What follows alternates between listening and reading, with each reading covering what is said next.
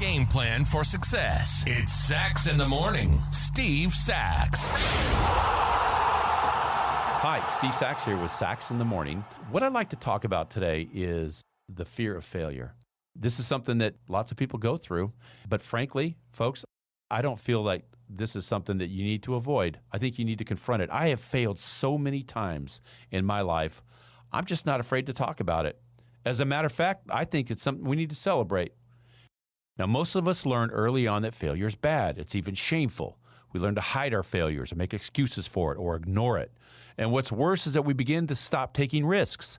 And we only engage in those activities that have a high probability of success, even to avoid the possibility of failure. So what happens is the field of play becomes smaller and smaller, and our chances become less and less. But it doesn't have to be that way. You see, failure, not only is it critical to being successful, it's one of the fastest ways of learning. Ask any toddler. When have you seen a toddler staying up all night reading a how to walk manual?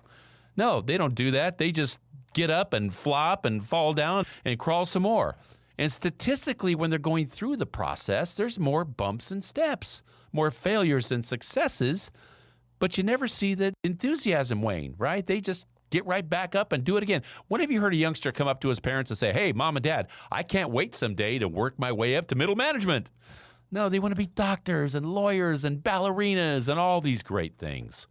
And I think it's interesting to note when people are going through what I like to call the land of failure, because we're all going to get there. Remember that people are naturally creative, resourceful, and whole. And just because they go through a time that's pretty tough, it doesn't mean that they're going to be terrible. They'll figure it out.